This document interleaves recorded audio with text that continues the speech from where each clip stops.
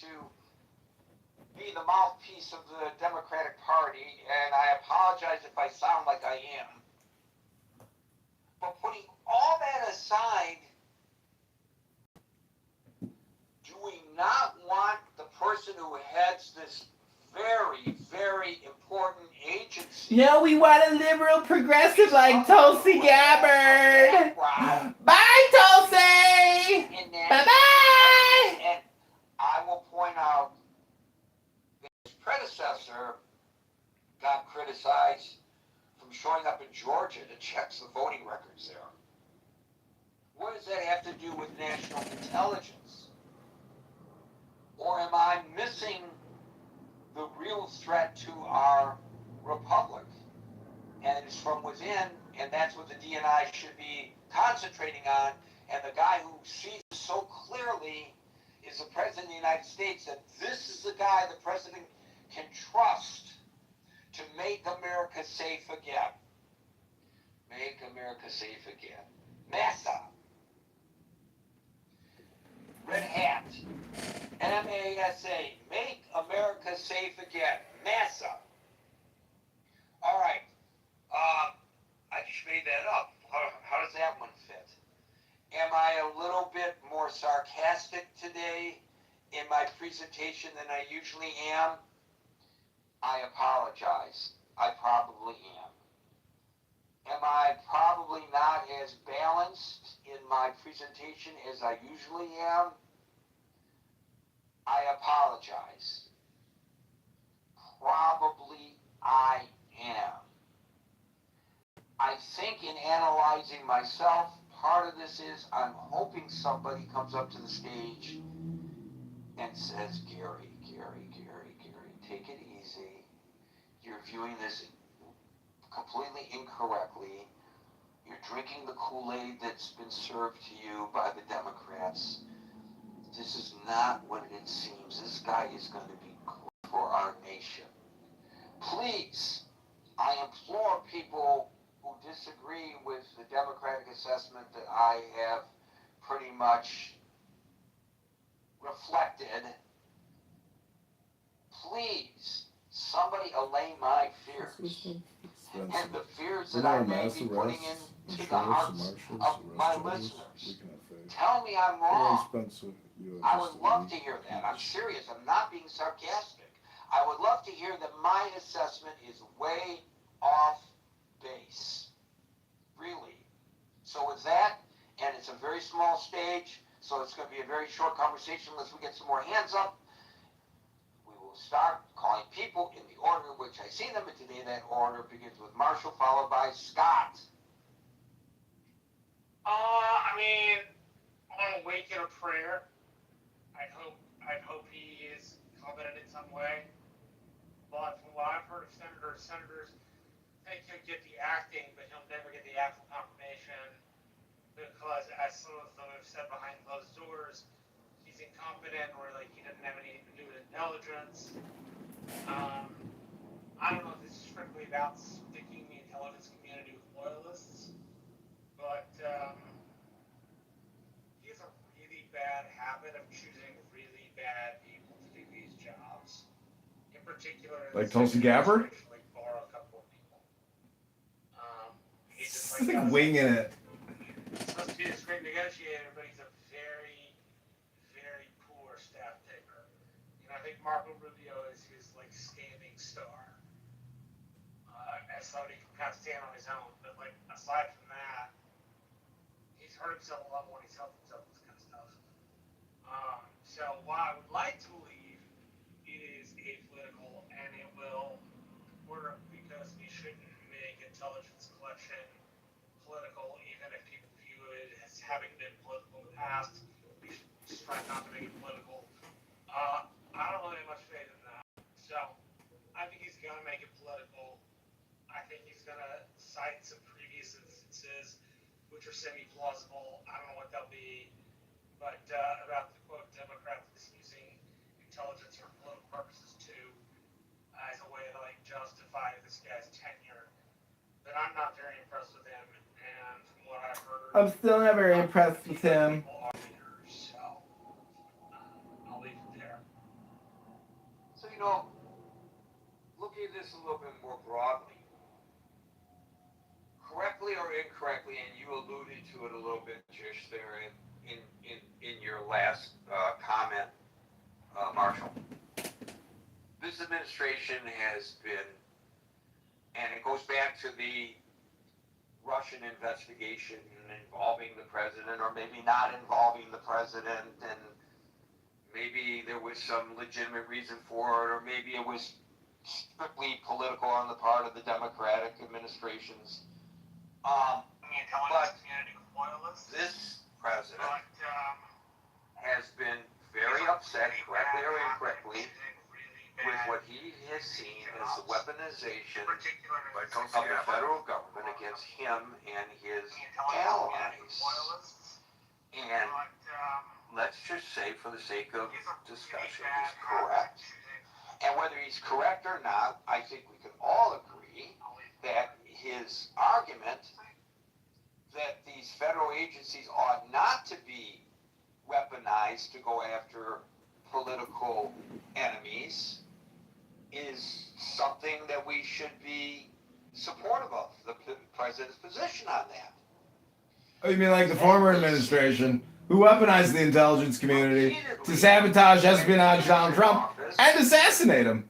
Him using these federal agencies to go after his political adversaries. And that's not an opinion, that's a fact. So, he just continues the bad behavior he's criticized. Yeah, so can we... the bad behavior he's criticized as a rationale for why he's let act that way.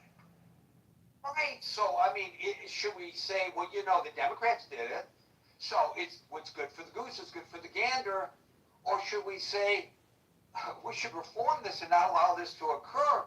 And whether or not Pulte will politicize his position as DNI, you know, impressions are very important here. And I don't think that putting a guy who has politicized his position as the head of another agency necessarily allays the concerns of Americans that this trajectory will be stopped. And may I go so far out on a limb to suggest that if we continue in this manner, it will undermine the very foundations ultimately of our republic. Am I overstating it, Marshall? I don't know if I'd go so far as republic, but it's going to remove the apolitical nature of intelligence broadly and military broadly. And in societies where the military starts to become politicized, very bad things start to happen. They're not necessarily autocratic or dictatorial, right? They can just kind of lead to a disintegration of the system. But, you know, I don't think the next president's going to be any kinder to executive authority than this guy's being. They may not be so brazen about it, but, you know, without Congress zealously defending its prerogatives, and in the Trump era, that sounds like a simply Republican critique for the Republican Party, but it's not. It's a critique for both parties. One of the things the founders relied on was that the branches of government would be so jealous about their powers, the ambitions of their chambers, that they would not lay down for the executive. And for many a reason, over your lifetime and my lifetime, the Congress has done that. I think one of the lessons we should take from that is ultimately the American public gets what it deserves, not what it needs. So, when the policy doesn't reflect healthy attitudes, you're going to get somebody unhealthy, unfortunately. You know, I have a problem with that argument. We get what we deserve based on who we vote for. When you go to, and this may not, you know, be in my analogy, sometimes they hit, sometimes they don't. If you go to buy a used car, and the guy lies to you about the car, and you drive that car for a couple of weeks, and, you know, the transmission seizes, or the some other major issue occurs with the car, rendering it a horrible investment. Did you get what you deserved? I mean, they all promise one thing and then they deliver another. Well, we got what we deserved. We knew who we were voting for. And if you really stop to think about it, We knew exactly who we were voting for was Trump. He told us who he was. well, Like, Trump lies all the time. Look, you can't ever say he wasn't upfront about his manipulative beliefs. right, but his lying resonated with people who really believed what he was saying. See, that's the point. When I go to buy that used car, to continue the analogy, I'm on my guard, because used car salesmen have, fairly or unfairly, the same kind of reputation as politicians do. You can't, if their mouths are moving, if their lips are moving, they could very well be lying. So, if you take that analogy a step further, many, many, many people in our country believed, and intelligent people, that the election was stolen. They believed it. So they rallied around the president who was going to correct this horrible, what could be worse to a democracy than stealing the presidential election? What's that? As we thought in the 1870s. The difference between the 1876 election and the 2020 election is the assault on the Capitol. That's the key distinction. Slates of lectures that were argued over, the idea that it was super close, the idea that people believed it was rigged. That's happened once before. What I mean by deserving it is, if the American public is going to, and most voters do, vote emotionally, then when they vote emotionally, they get all that comes with. If they didn't ask the right policy questions, and later they're worried about a set of policies, well, the national public is chosen. I guess maybe a better way to say this is, individual people are smart, but mass groups of people are dumb, flighty animals. And the groupthink of them often promises them things that are not always good for them. But it premises things that are easy, not that are good or responsible. It's like, what? Marshall, what are you doing? I don't think it is. But it preferences the easy. And if we choose the easy and what sounds good, and the idea is not how do you make a good government, then yes, you get everything you deserve because you were worried about everything other than sitting in a place where you could govern well for the people who were supposed to be represented. Oh. That's Wow, Marshall's thinking. Marshall got the indignation. a responsibility for that. We don't just get our freedoms, clean responsibilities. But if we don't take our country and its maintenance seriously, then we will continue to get people like Trump, regardless of party, because we're not doing the maintenance that would keep the system healthy.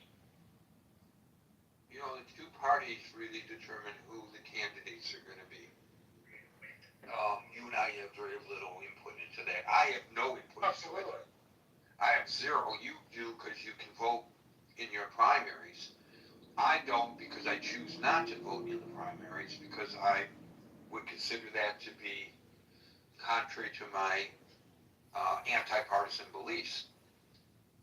So now you're stuck with two people running for the highest office, and in many cases, maybe to use your critique of the congressional members of Congress, two people running for a congressional seat, and people openly saying, well, these are our two choices. I don't like either of them, so I will vote for the lesser of two evils. Now, those choices were presented to us.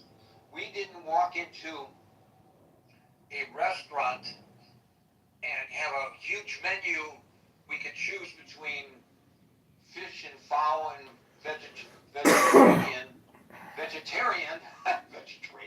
vegetarian, multiple dishes. No, we walk into that restaurant and they say either you take the shepherd's pie or you take the cod. Well, I don't want shepherd's pie or cod. Well, those are your choices, but I don't particularly like either. Well, I'll take the lesser of the two, the one that I dislike the least. That's where you are. And then when I go home and I say that meal wasn't so good, well, you ordered it, so you know what? You deserve what you got. That's my problem with that argumentation, Mark. Yeah, but I think the masses do deserve what they get. Masses choose. Like, the masses idea as a whole was something the Constitution and the delayed system was meant to keep out of public light, because mass groups of people change opinions so regularly. Like change them like they change underpants. The mass opinion of America on a Monday is not the same one on a Wednesday or a Saturday. And so that does get represented in our vote. Such a faggot. Right? Americans believe that somebody's going to fix the economy and then they don't. Well, yes, I feel bad for them that they believe some guy was going to fix the economy. But if Some guy was gonna fix the economy and he didn't do it. I'm gonna complain on Clown House. Right. I don't expect everybody to be an activist, right? But I do expect Right. more informed citizens. More informed people like Marshall. Hi, I'm Marshall Rankin, your local Republican from Hidalgo County. Have you thought about voting Republican this year? And so if the masses are not thinking... The masses!